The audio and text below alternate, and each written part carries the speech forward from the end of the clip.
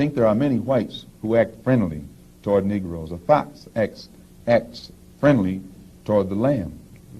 And usually the fox is the one who ends up with the lamb chop on his plate. The wolf doesn't act friendly, and therefore the wolf has more difficulty in getting the lamb chop in his plate. I'd like to point out, though, that... And I say that because it is usually if you study the structure of the Negro community, economically, politically, civically, psychologically, and otherwise, it's controlled by the white liberal, who usually poses as the friend of the Negro, who actually differs from the white conservative in the same way that the fox differs from the wolf. Their appetite is the same.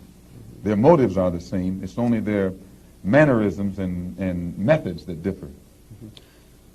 I would agree that no doubt there have been a large number of whites who have posed as liberals and as friends of the Negro and who have time and again betrayed the Negro.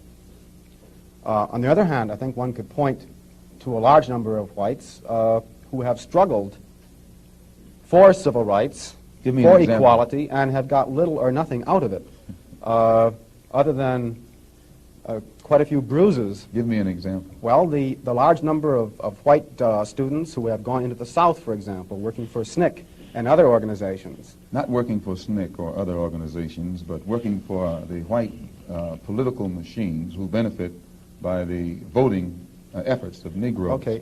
I'll be more specific. I would cite Herbert Hill, for example, as a kind of person who has championed Negro job rights, for example, in New York City and elsewhere. He has fought the political machine. First time I met Herbert Hill personally was when they were picketing to stop the working on the Harlem Hospital in Harlem.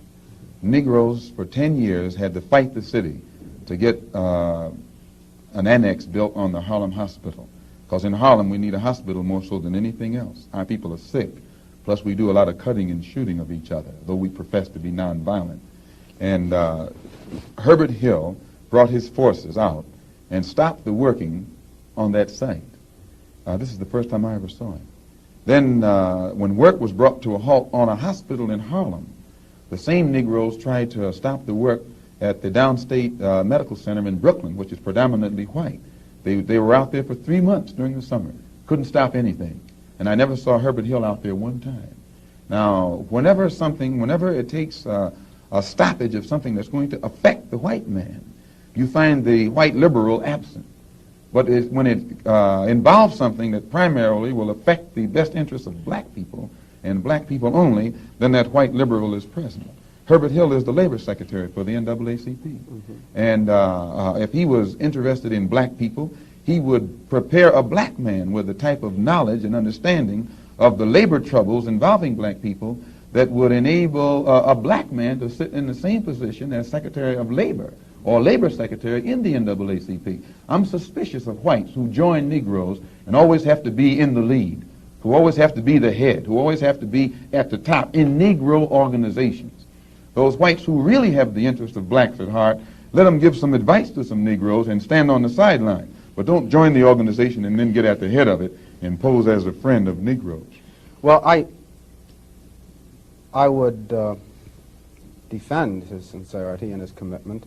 And more than that, I would say that just because a person is a Negro or a black American does not mean that he's going to struggle for Negro rights or for jobs for Negroes or anything else. I think that today you could point to a large number of Negro leaders who have consistently betrayed Negroes in a whole host of areas. They aren't really Negro leaders. These are puppets that have been put in front of the Negro community by white liberals. These are parrots that have been put in front of the Negro community by white liberals. You can't name me a Negro leader who has betrayed Negroes, who has not been endorsed, sanctioned, subsidized, and supported by the white liberals. Minister Malcolm, I'd like to... Well, I could cite one example would be Congressman Dawson, for example, in Chicago. In Chicago, a large number of liberals located in the Hyde Park district have consistently fought Dawson and his betrayals of the Negro, and they've also fought some of the people who represent Dawson on the Chicago City Council. The only Negro I know who is constantly fought, only Negro politician that I know who is constantly fought by white liberals is Adam Clayton Powell. And they call him a racist because he speak so bluntly on the race issue. But I'm not, as I said, not too familiar with Dawson.